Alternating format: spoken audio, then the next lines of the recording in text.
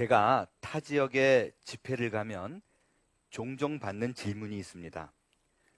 그것은 목사님은 어떻게 목사가 되기로 결심을 하셨나요? 라는 질문입니다. 저는 이 질문을 받으면 조금 곤욕스러워 합니다. 왜냐하면 보통 이런 질문을 하시는 분들이 이런 대답을 기대해요. 제가 어떤 특별한 기회가 있어서 하나님께 소명을 받고 무언가 내가 이제 하나님의 나라를 위해서 뭔가 해야겠다라는 큰 사명이 느껴져서 이 길이 인생의 최고의 가치다, 후회가 없을지어다 라고 생각해서 이 길을 걸어가게 됐습니다. 이런 대답을 기대합니다. 근데 저는 사실 그렇지 않아요. 솔직하게 얘기하자면 사명감으로 이 길을 시작하게 된 것이 아니었습니다. 첫 시작은 하나님께 두드려 맞을 것이 무서워서 가게 된 게 사실입니다. 쓸데없이 조금 더 솔직하게 말씀을 드리면 정말 목사가 되고 싶지 않았어요.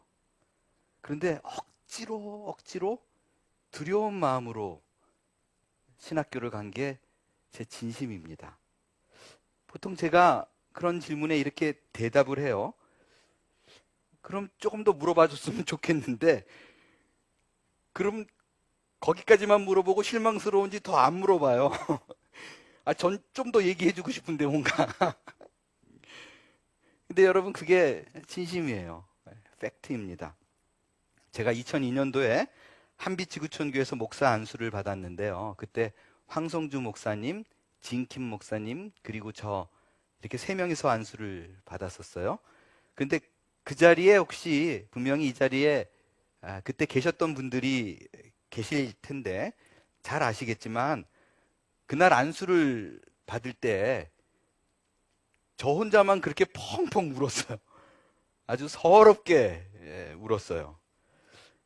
안수가 끝난 다음에 그걸 지켜보신 많은 분들이 저에게 찾아오셔서 목사 안수 때 그렇게 감격스럽게 우는 분은 처음 봤다고 많이 은혜를 받았습니다라고 얘기해 주셨는데 사실은 그게 아니라 저는 제 머리에 손을 딱 얹는 순간 제 길이 깝깝해서 울었어요.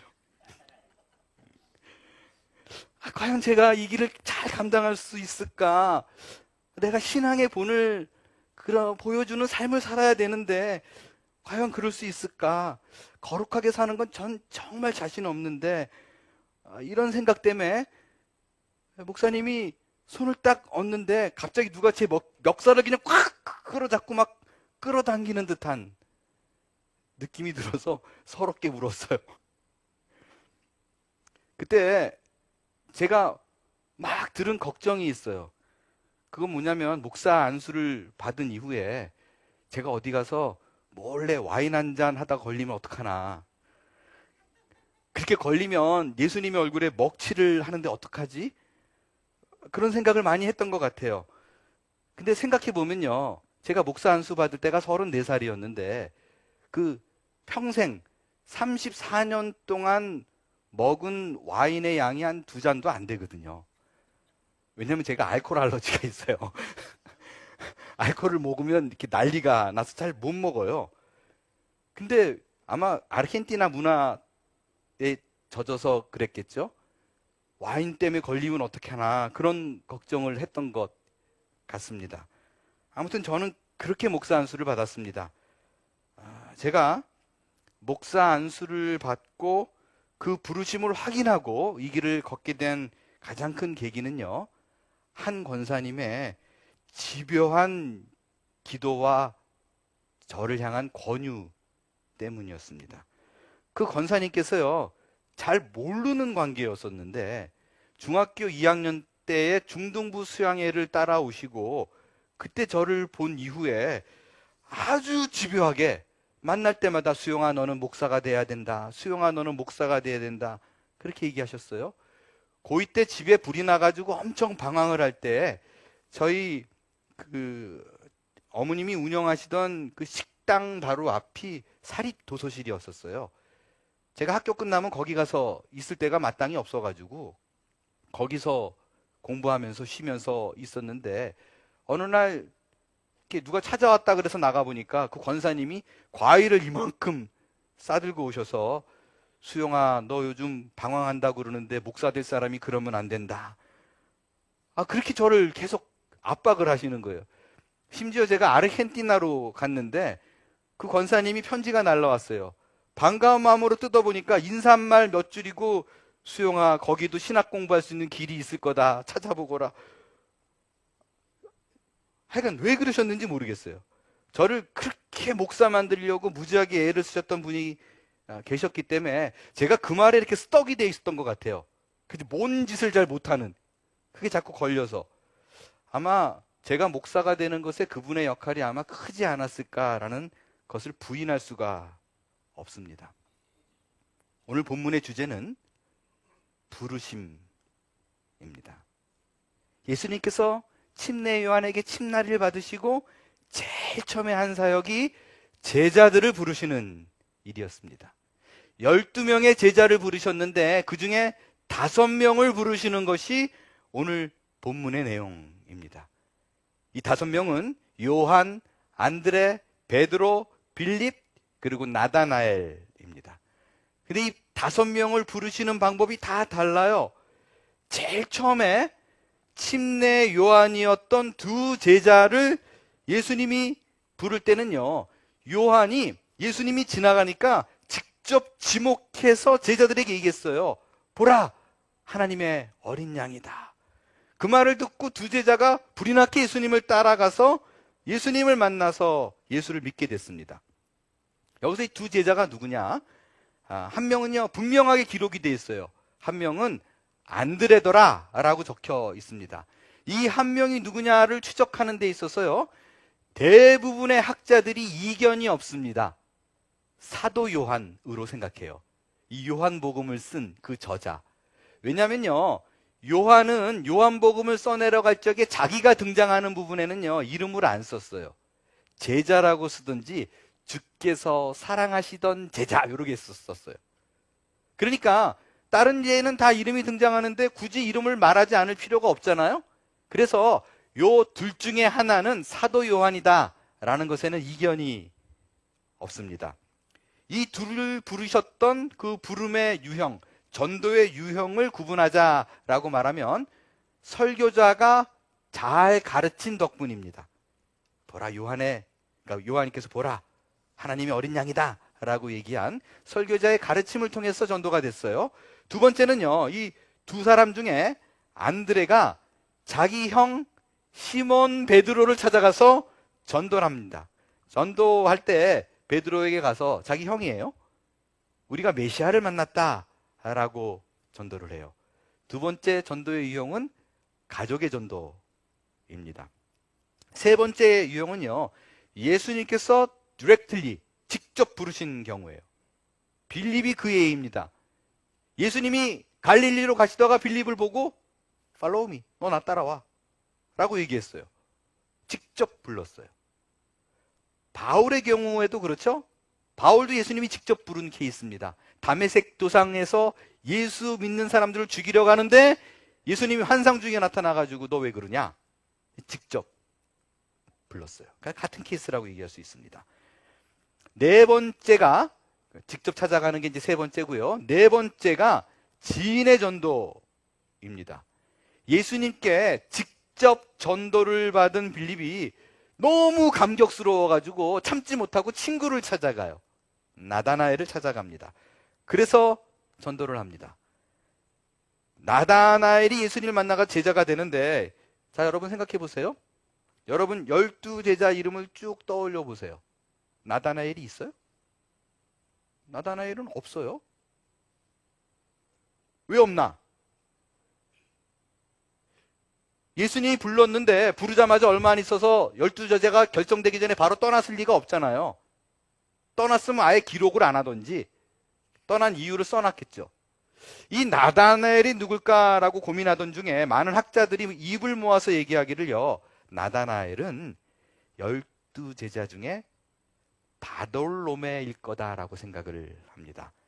여러 가지 이유가 참 많은데 가장 설득력 있는 얘기로는요, 빌립이 나다나엘을 전도했잖아요.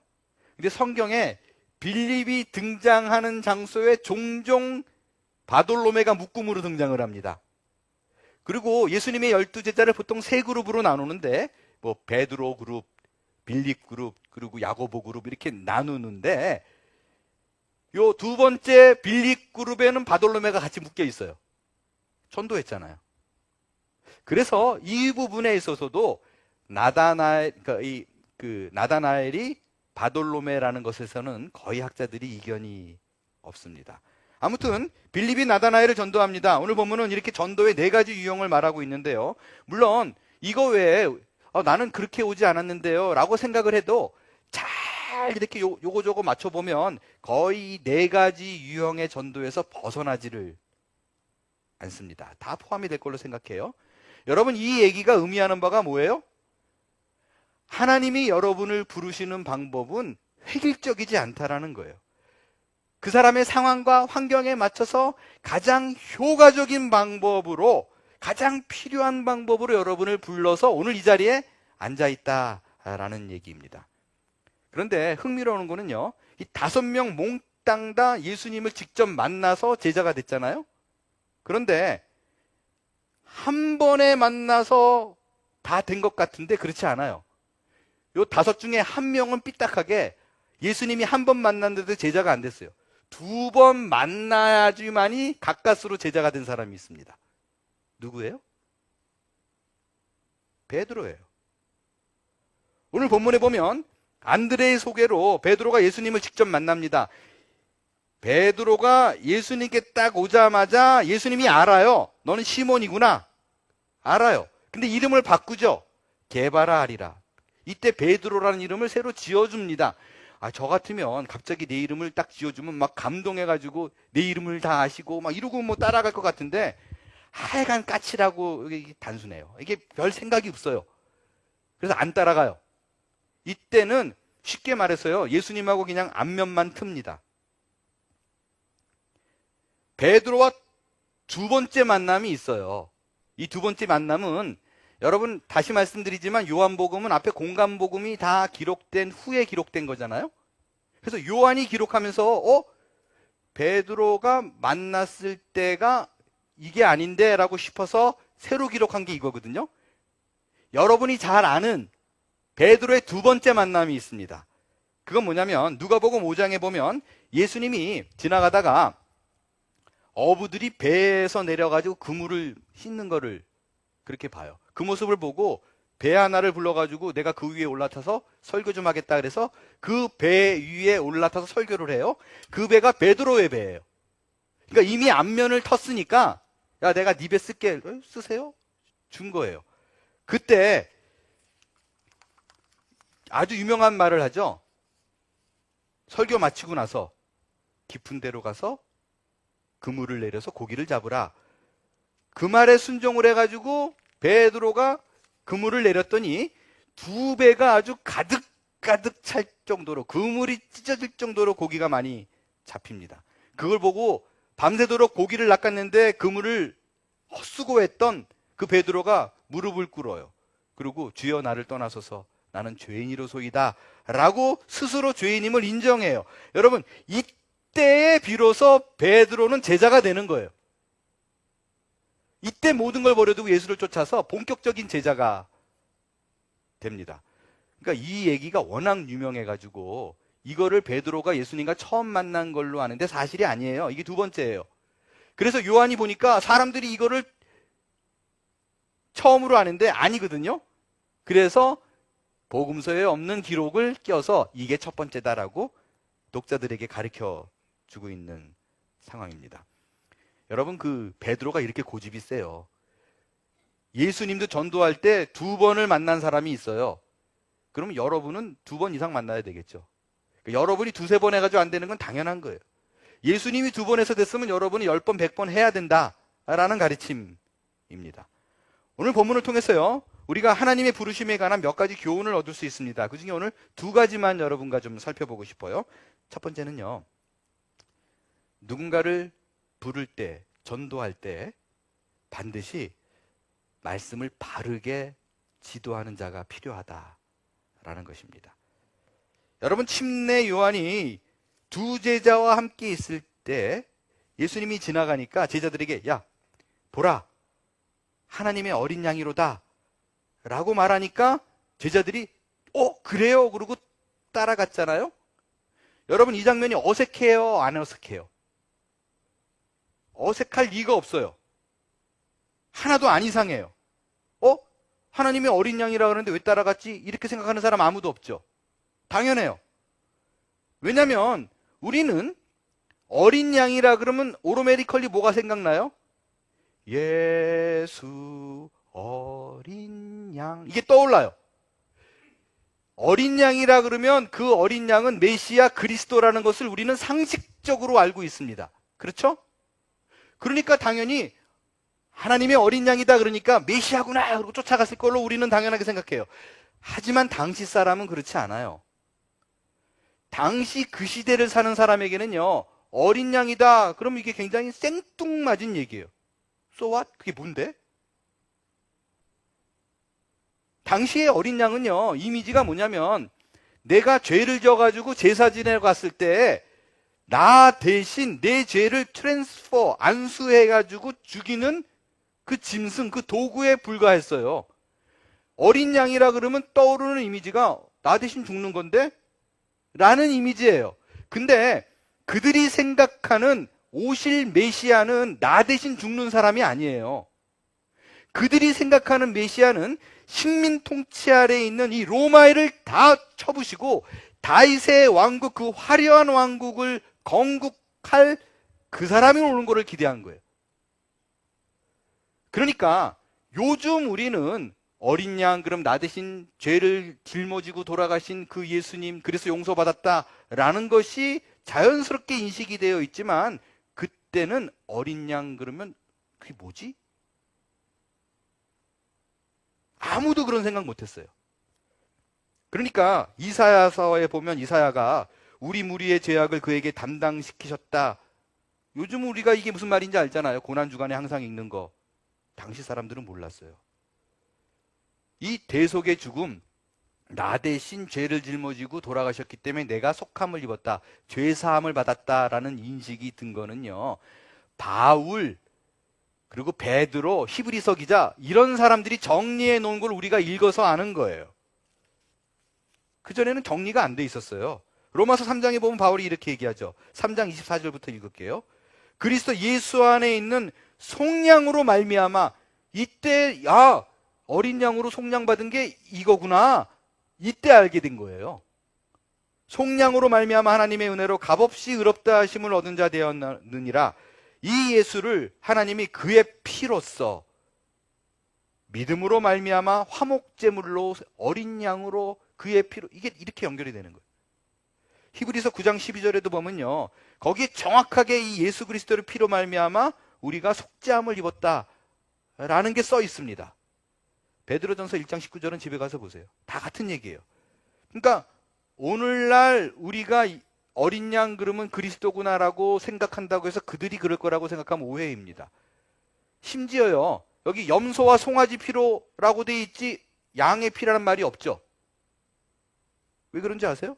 당시 속죄제 드릴 때는요, 이미지가 숫송아지와 염소가 우선순위에 있어요. 성경에 보면 죄를 전가해서 받는 거는 어린 양은 세 번째로 나옵니다. 그러니까 양에 대한 이미지는 요즘 와서 우리는 속죄 제물이지만 그들은 염소, 숫송아지 이게 우선이에요. 심지어요, 어린 양으로만 한 것도 아니었어요. 돈이 너무 없으면 양을 못 바치잖아요. 그런 사람에게는 고운 가루를 제물로, 속죄제로 바칠 수 있어요. 자, 여러분에게 제가 지금 그렇게 얘기를 해볼게요. 누가 지나가니까 보라, 하나님의 밀가루로다. 그랬더니 쫓아가요. 여러분 중에서 지금 뭔 소리 하는 거야? 이러지. 우리 중에도 그렇잖아요. 그러니까 하나님의 어린 양이로다 라고 쫓아갔다라는 것은 굉장히 의미가 있는 얘기입니다. 하나님의 어린 양이로다 라는 말을 듣고 요한의 제자가 쫓아갔다는 건 뭐를 의미하냐면 평소에 침례 요한이 구약의 모든 얘기들을 그리스도의 예표로 가르쳐주고 있었다라는 뜻이에요. 모든 사건과 이야기와 제사 제물들과 이런 모든 것들이 그리스도와 연관돼서 그의 예표라고 그의 그림자라고 설명했기 때문에 알아먹고 따라간 거라고요. 여러분, 지금 이 사실은 너무너무나 중요합니다. 당시의 모든 사람들은요, 구약의 내용들을 알고 외우고 있음에도 불구하고요, 메시아가 왔는데 못 알아봤어요.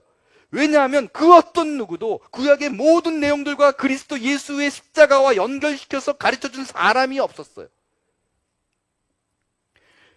구약에 나온 인물, 사건, 제사가 십자가를 보여준다는 것을 말하는 사람이 없었어요. 여러분, 지금 이것은요, 오늘날 우리 교회 현실과 다르지 않습니다.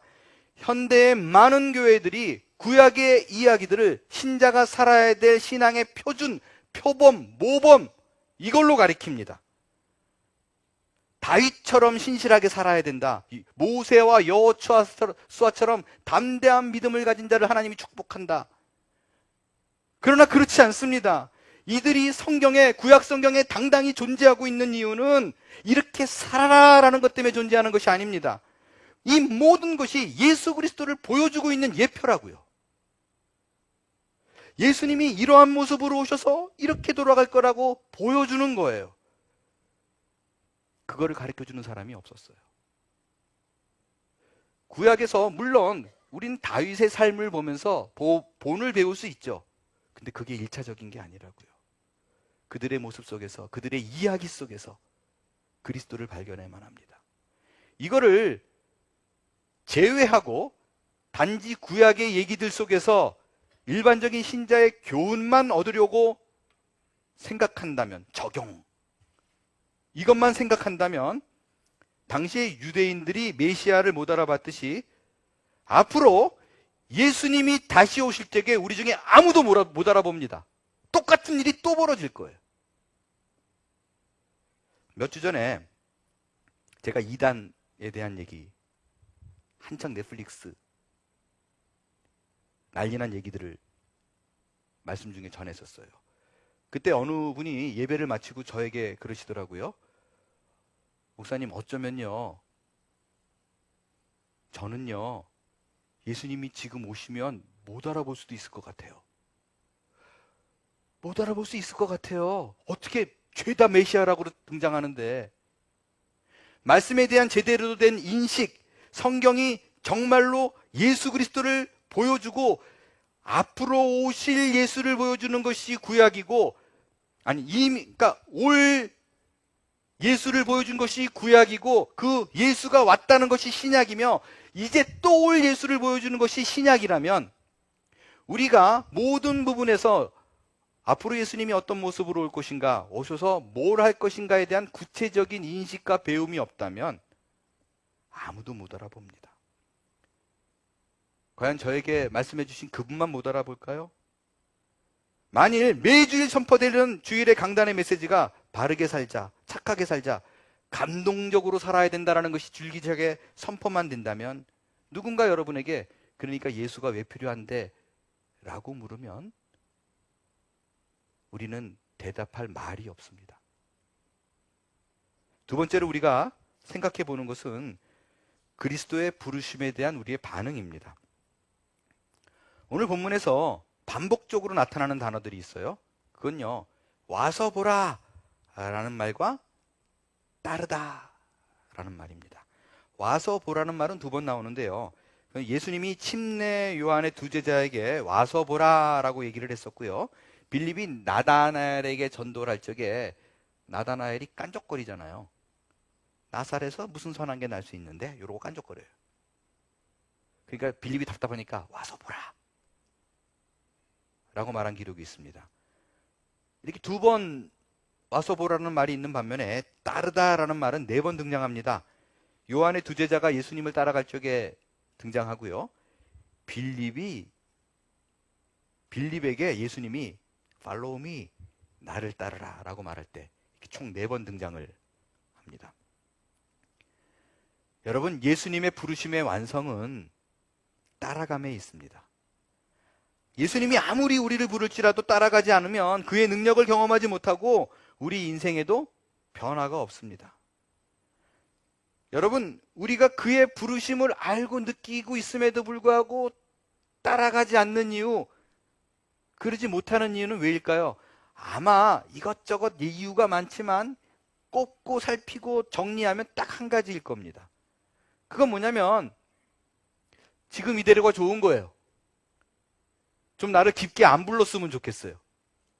막 은혜 받으려고 그러면 막 막아요. 아, 이게 더 빠지면 안 되는데. 왜? 내가 예수님의 은혜에 너무 깊이 빠지면 내가 그의 길을 걸어가겠다라고 다짐을 하면 그때부터 우리 머릿속에 뭐가 그려져요? 엄청난 고행과 고난과 이런 것들이 계속 그려지는 거예요. 핍박과. 그래서 미리 차단합니다. 주님 아시죠? 나는 그럴 그릇이 못 돼요.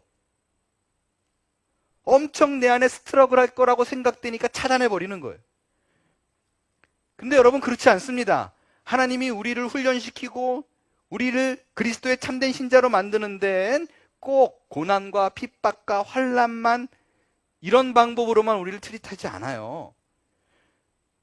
그것만이라고 생각하기 때문에 내가 신앙의 성장은 고난이 필요하다라는 생각 때문에 오늘 우리가 이 자리에서 꼼짝도 안 하고 있는 거예요. 부르지 마소서. 저도 예외가 아니었어요. 제가 목사 안수를 받을 때 왜 그렇게 울었겠어요? 목사가 되고 그의 제자가 되기로 결심한다는 것은요, 예수님의 12제자들처럼 돌에 맞고 칼에 맞고 창에 찔리게 될 거다라는 것에 대한 두려움이에요. 목사 안수를 받기 직전에 계속해서 십자가를 질 수 있나 주가 물어보실 때 죽기까지 따라오니 아이고 죽었구나 이거였었어요. 그럴 자신이 없으니까 우는 거예요. 근데 제가요, 정작 목사 안수를 받고 목사로 20여 년 지내다 보니까 그게 아니더라고요.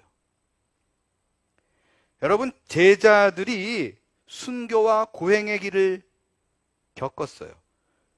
근데 그거는요, 예수 믿는다고 진짜 잘 믿는다고 누구나 다 할 수 있는 거 아니에요. 모두가 다 그렇게 할 수 있는 거 아닙니다. 또한 주님을 따르는 자는 모두 다 그렇게 죽어야 된다는 것도 아니에요. 다만 그들이 성경에 그런 삶을 짝 하고 우리에게 보여주는 것은 그것이 신자의 삶이라는 방향성을 제시하기 위해서 표본으로 보여준 거예요. 이것은요, 신자가 되면 모두 다 목숨을 내놔라 라는 것과는 다른 얘기입니다. 제가 그걸 몰라서 그렇게 울었던 거예요. 예수님을 따라가야 된다는 것은 목숨을 버리고 고통을 참아야 한다는 그런 비장함만을 의미하지 않습니다. 단지 방향성이에요. 그분이 제시한 그 방향으로 꺾어서 간다라는 것입니다. 얼만큼 가느냐라는 거는요, 내 성격과 기질과 주어진 상황에 따라 다 달라요. 얼만큼 가는 건 중요하지 않습니다. 어느 쪽으로 가느냐가 중요합니다. 그렇기 때문에 이 길을 걸기 위해서 여러분이 몸부림칠 필요도 없고요. 오늘 고민하면서 주님 어찌하오리까 라고 울며 힘을 쥐어 짜내면서 기도할 필요도 없습니다. 그냥 고민하고 갈등하면서 가슴을 치면서 어찌하오리까 이러고 막 송곳으로 허벅지를 찔러가면서 이렇게 참으라는 얘기도 아닙니다. 그저 방향입니다. 이전에 하루에 10번 내던 화를 9번 내는 거예요. 한 번 참는 거예요. 예전에 누구랑 밥 먹으러 식당 가면 좋은 음식들, 맛있는 내가 좋아하는 그 음식 나오면 앞뒤 안 거리고 막 집어 먹다가 그리고 한 점 남겨두는 거예요. 고기 한 점 남겨주는 거예요. 생선 하나 남겨두는 거예요. 내 눈에 쓰레기가 10개 있는데 다 주우라는 거 아니에요. 눈에 있는 거, 내 발에 있는 거 하나 주우라는 얘기입니다. 그게 방향이에요. 이런 게 쌓이는 게 신앙의 성숙입니다. 큰 결심 필요 없어요. 여러분, 교회는 목사거 아니에요. 교회는 리더들의 것도 아닙니다. 교회는 여러분이 만들어가는 곳입니다. 여러분이 주를 위해서 할 수 있는 그 한 가지를 한다면, 내가 하나님의 나라를 위해서 무언가 한다는 그 방향만 틀어버린다면 누구나 다 할 수 있어요. 여러분이 하나님 나라와 교회 공동체를 세우는 거룩한 힘이 될 거예요. 여러분, 이 일은요, 나이도 학력도 기술도 재능도 재력도 아무것도 필요 없습니다. 주의 나라를 위해서 보이는 거 하나 하면 돼요. 그리고요, 잘할 필요 없어요. 게을러도 돼요. 꾸준하지 않아도 돼요. 심지어요, 망쳐도 됩니다. 나는 할 게 없는데요. 그러면 누군가 망쳤을 때 옆에서 괜찮아, 괜찮아, 나 박수 치는 역할 할래요. 그거 하세요. 그거 하면 돼요. 근데 해야 돼요.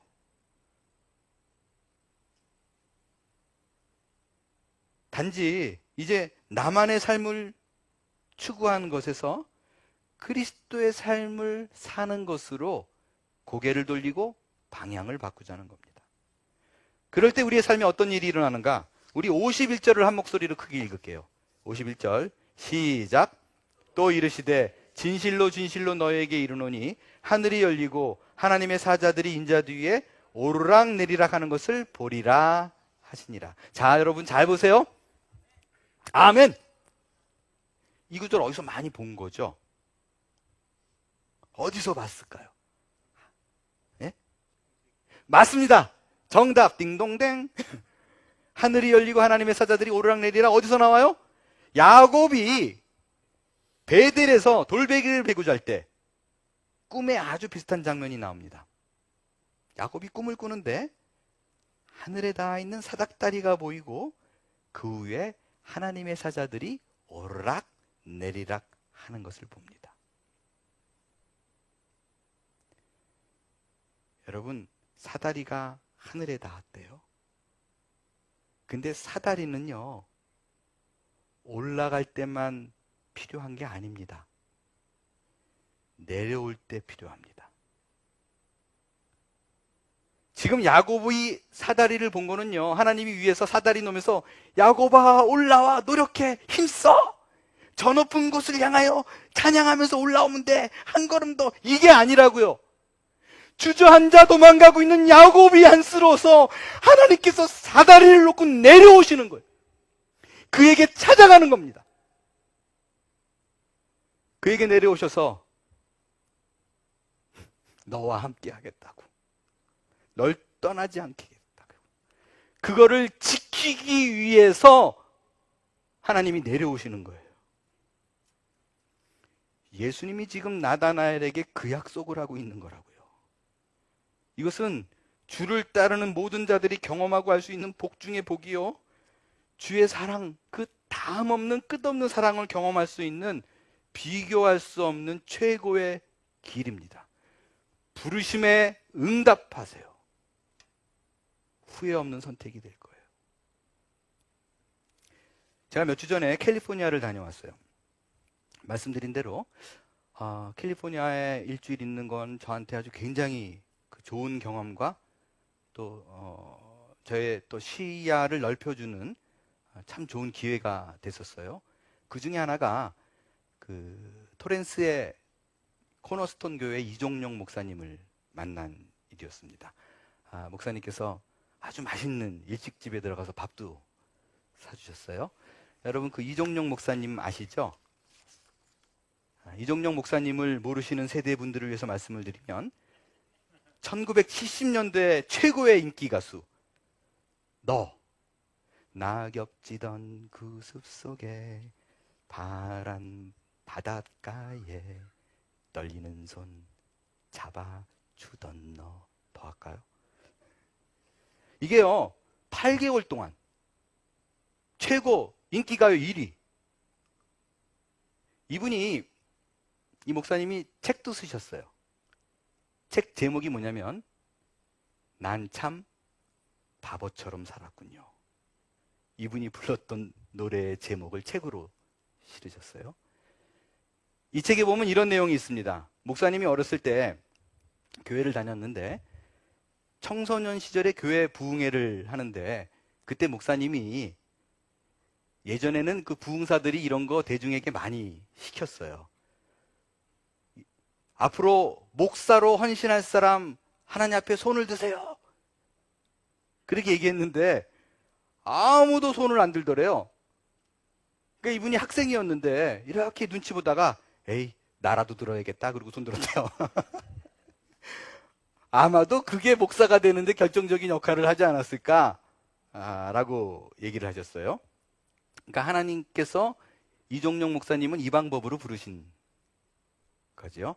아무튼 이분이 1975년 연말에 황금 트로피상, 그러니까 가요 대상으로 받기로 된 예정된 그날 8개월을 1등을 했으니까 당연히 연말 대상이잖아요. 12월 3일. 근데 그날 대마초 사범으로 연루가 돼가지고 감옥에 갑니다. 그래서 못 받아요. 탑 가수에서 졸지에 전과자가 된 거죠. 그 감옥 밑바닥에서 한 사형수를 만납니다. 그 사형수가 죽기 전에 자기 목에 걸고 있던 구리 십자가를 목사님에게 주면서 이런 부탁을 해요. 내 목까지 살아주시오. 그 십자가를 받아들고 그때 이종용 목사님은 그 낮은 곳에 내리꽂으신 자신을 처박아 두신 하나님을 거기서 만납니다. 다시 만나요. 그곳에서 그렇게 회심을 하시고 다시 사회에 나와서 자기의 어리석었던 그 삶을 고백하고 회고하면서 부른 노래가 난 참 바보처럼 살았군요 입니다. 제가 그 노래의 가사를 좀 불러드릴 테니까요. 근데 여러분 이종용 목사님이 가요인데도 불구하고 복음송인 듯한 내용을 많이 담았어요. 여러분 이종용 목사님이 부른 노래 중에 겨울아이 아시죠? 겨울에 태어난 사랑스런 당신을 Happy birthday to you, Happy birthday to you. 이게 예수님 얘기예요. 겨울에 태어난 아이를 축복하며 Happy birthday. 마찬가지로 이 난 바보처럼 살았군요가 그런 믿음의 고백을, 회심의 고백을, 과거를 돌아보는 고백을 담은 노래예요. 제가 그 가사를 불러드릴 때 그 가사 속의 복음의 의미, 하나님의 부르심의 의미를 한번 되새겨 볼 수 있게 되길 바랍니다. 노래를 잘하면 제가 부르면 되는데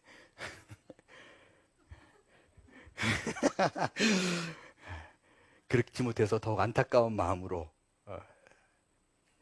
심정을 담아서 읽겠습니다.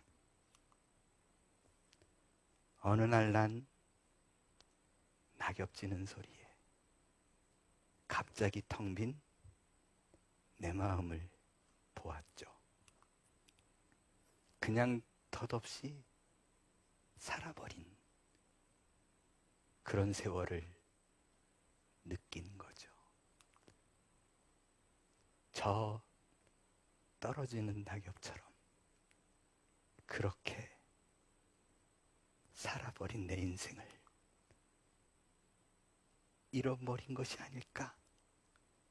늦어버린 것이 아닐까? 흘러버린 세월을 찾을 수만 있다면 얼마나 좋을까? 좋을까? 난 참 바보처럼 살았군요. 난 참 바보처럼 살았군요.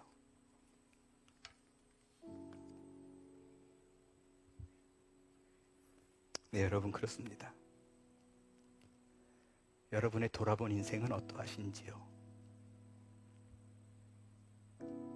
세월이 지나오는 순간이 와서 문득, 그저 문득 내가 걸어온 그 뒤안길을 바라볼 때 어떤 마음으로 내 인생을 기억하고 회고하시겠습니까? 그 인생이 바보 같은 인생으로 후회되지는 않으실런지요? 오늘도 변함없이 주님은 우리를 부르고 계십니다. 말씀을 통하여 부르고, 가족을 통하여 부르고, 지인을 통하여 부르시며, 때로는 병환 중에, 때로는 환상 중에, 때로는 큰 어려움 중에 우리에게 직접 나타나서 오늘도 변함없이 여러분을 부르고 계십니다. 그 부르심을 오늘 이 순간 느낀다면 두 손을 번쩍 들고 따라가는 인생이 되기를 바랍니다. 그 부름에 응할 때 우리의 바보 같은 인생 위에 열려진, 펼쳐진 하늘의 의대가 쏟아지는 축복의 인생으로 변화되게 될 줄로 믿습니다. 일어나 찬양하겠어요.